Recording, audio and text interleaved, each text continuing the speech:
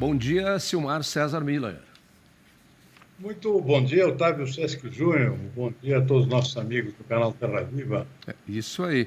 Silmar, vamos falar do VBP daqui a pouquinho, depois, para não perder aí o up-to-date, a atualização. Primeiro as cotações e os números do mercado financeiro nesta terça-feira. Tavinho, o mercado financeiro ainda refletindo mais menos do que ontem aquele episódio lá da quebra de dois bancos americanos, né? Um grande, um banco 12º no ranking dos bancos americanos, e um menor, um na Califórnia e outro em Nova York. Bancos muito associados aqui às startups, às empresas de alta tecnologia, que ultimamente não andam muito bem das pernas, não existe mercado para tanta novidade, e aí bancos quebrando literalmente, né? E recebendo socorro do Tesouro Americano. Isso deu uma certa acalmada no mercado, mas ainda existem alguns respingos, né, que afetam o mercado financeiro.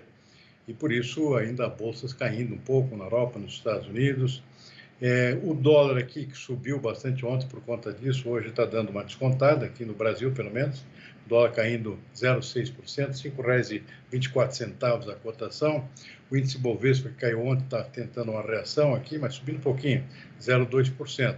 Petróleo continua caindo como reflexo dessa situação, mais 0,4% agora há pouco, está 80, chegou a cair abaixo dos $80 o barril, fazia tempo que não acontecia. No momento, 80,20. Petróleo tipo Brent, que é a referência aqui para o nosso. Mercado de commodities dividido aqui, estamos vendo a soja caindo um pouco na Bolsa de Chicago, 0,5%. Milho também cai um pouquinho, 0,1%. O trigo na contramão está subindo um pouco, 0,4%.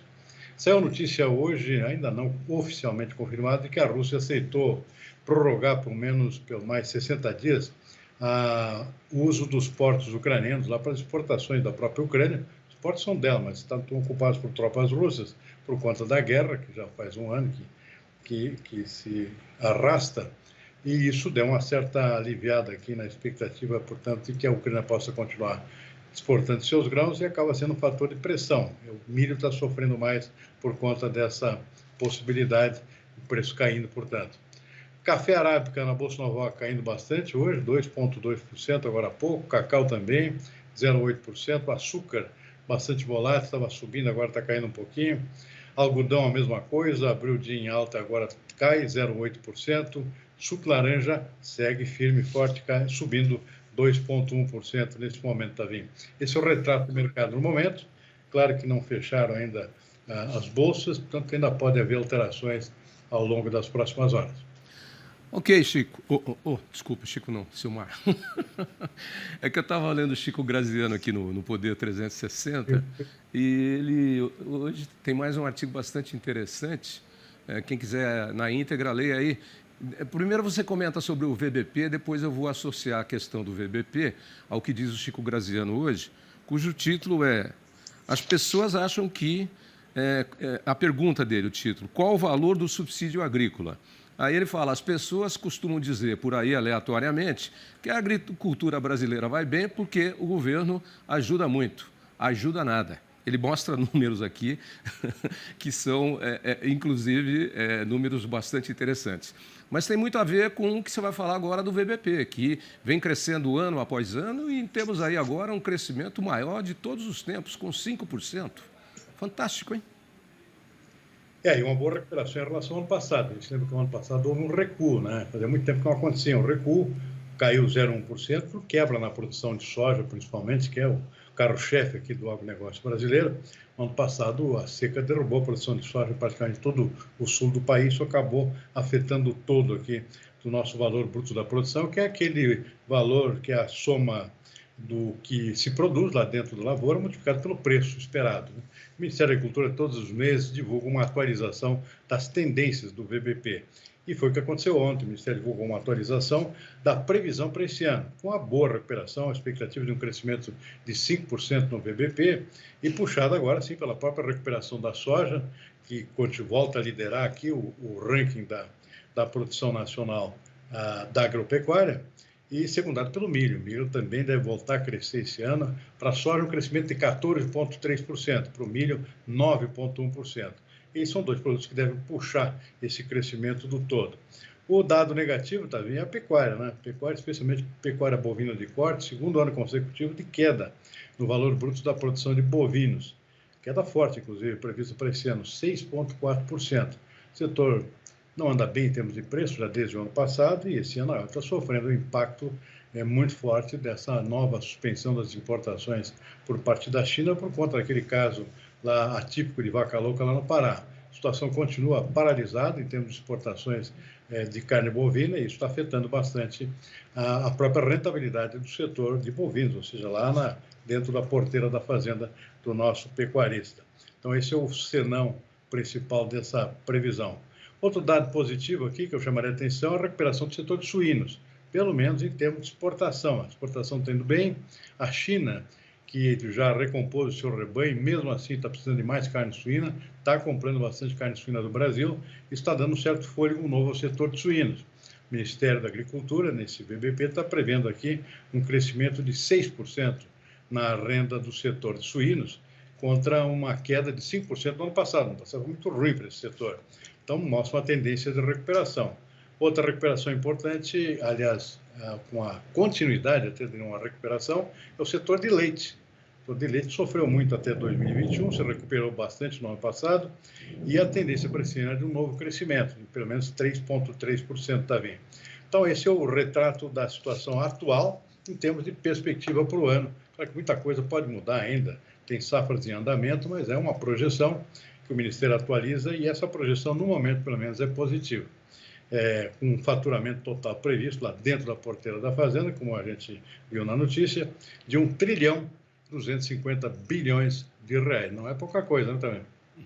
Nem um pouco, né? Andando aí praticamente com as próprias pernas. Antes de a gente entrar nesse outro detalhe, você falou que a única situação que não é boa é a da pecuária, nesse BBP, e os preços da carne caíram muito no mercado para o consumidor, hein? Baixou, inclusive nas chamadas carnes de primeira, ou carnes nobres, picanha, filé mignon, contrafilé, etc. e tal. Alguma explicação para isso, Mar?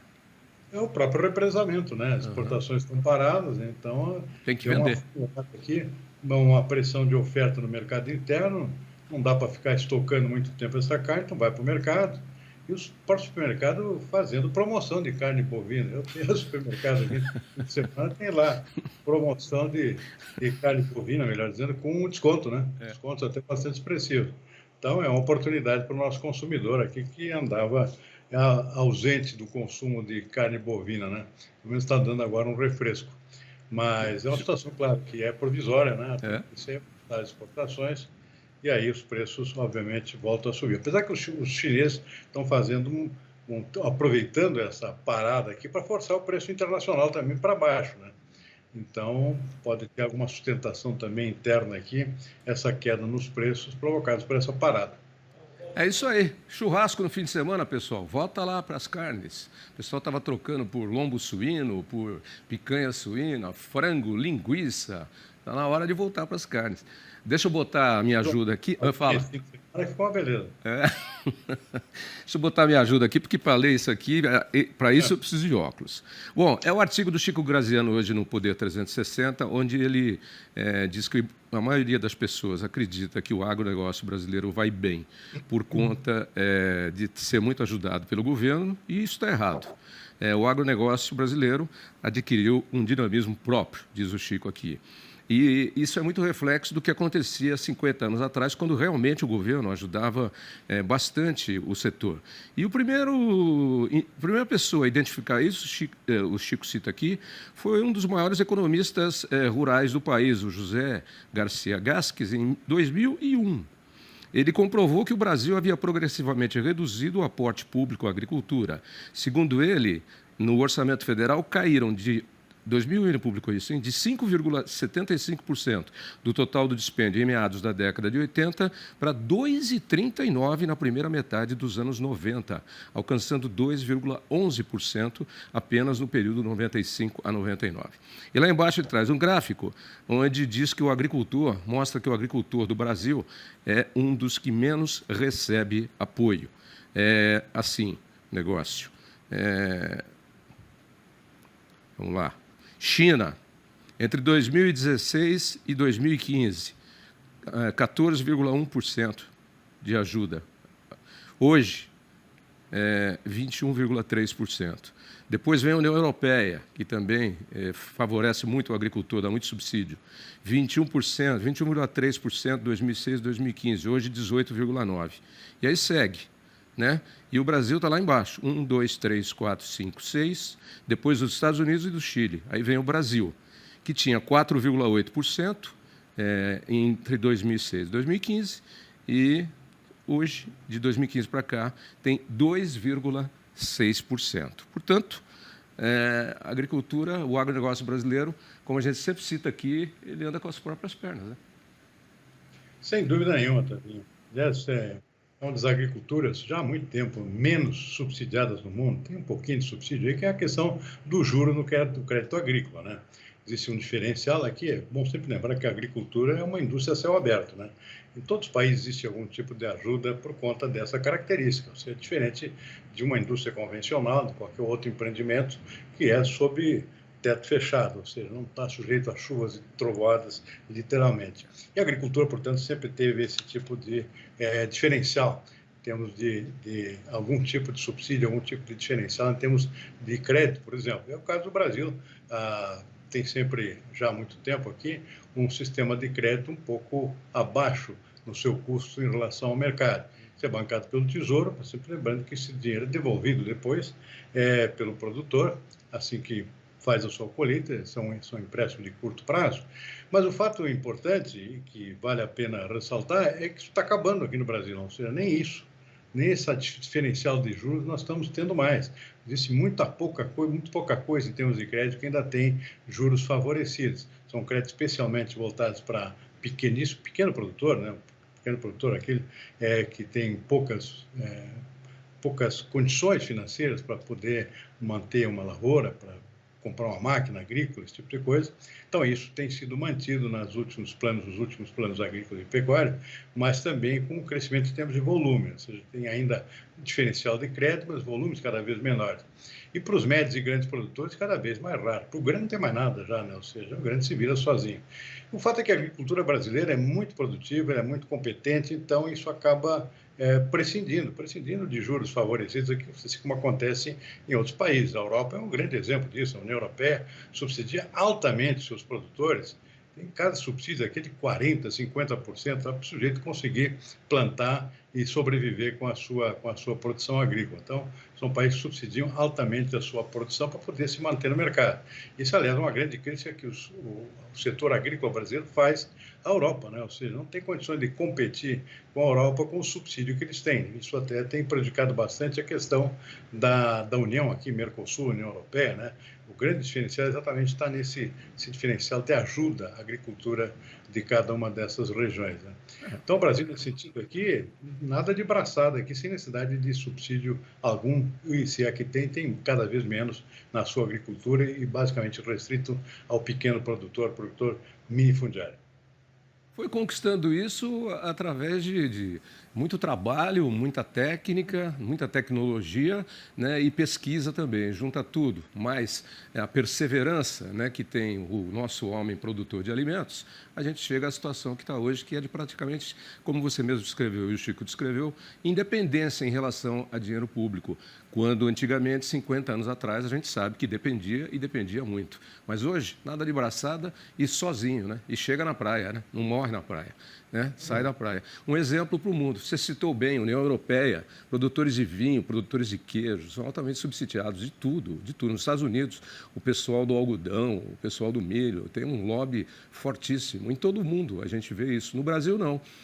Só seria bom que esse dinheiro que sobra, que não precisa ser aplicado na agricultura, fosse bem aplicado em outros setores onde nós temos aí deficiências e gargalos que, infelizmente, vão se perpetuando governo após governo, né? Então, Aliás, o produtor brasileiro também tem um diferencial negativo ainda em relação ao país, que é a falta de um seguro agrícola, né? sim, Ou tem nos Estados Unidos, tem em outros países, ou seja, perdeu a lavoura, já era, não tem condições de recuperar. Só tem aquele seguro de crédito. Tira um crédito lá, o banco se protege.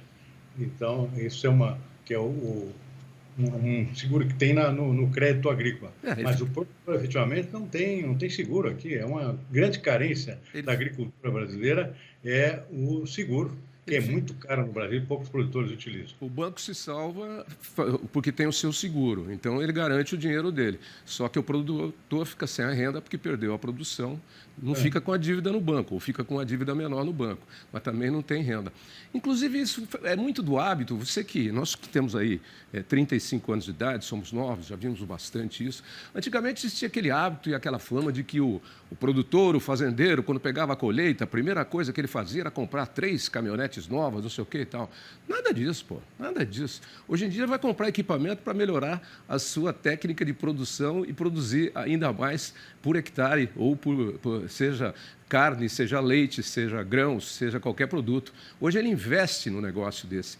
É completamente diferente. Aliás, dicas de passagem, só para terminar, já vou entrar com você já, Karine, eu sei que você está atropelada aí, sobre aquele negócio ainda que eu mandei para a rádio ontem, sobre a questão aí do trabalho escravo.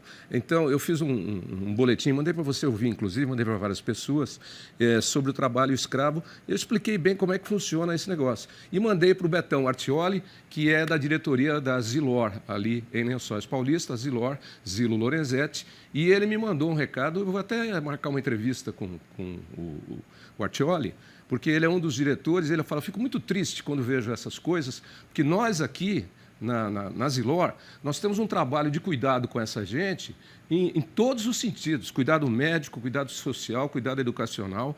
Ele até falou, os nossos trabalhadores vão em ônibus que tem ar-condicionado, às vezes melhores do que os nossos carros, que somos diretores. Então, quer dizer, quem está errado tem que ser punido mesmo, ou quem contrata a gente e depois não fiscaliza, tem que ser punido, porque tem gente que faz certo e muito certo. Aliás, fazer certo é o normal, fazer de forma errada é exatamente o anormal, né? Sem dúvida, é a exceção, né? Importante é que a agricultura brasileira, super modernizada hoje, tem um tratamento de primeiro nível aqui para os seus trabalhadores, né? Inclusive os trabalhadores sazonais, né, que prestam serviço só uma parte do ano. Mas tem as exceções, né? Infelizmente acontece esse tipo de episódio em alguns casos isolados e a gente precisa realmente condenar isso quando acontece. É de volta ao futuro ou de volta ao passado? Não sei, porque me faz lembrar o tempo em que traziam os cortadores de cana de pau de arara do Nordeste para cá, né? Essa gente precisa sentar num pau de arara um dia ou não ter condições mínimas para trabalho para saber o que é, como é desumano, criminoso e desalentador fazer isso com outras pessoas. Fico indignado com esse tipo de coisa. E palmas para a nossa agricultura por tudo de positivo que nós falamos dela aqui nesse nosso comentário desta terça-feira, 14 de março de 2023. Abraço, Silmar. Um abraço, boa tarde e até amanhã. Até amanhã.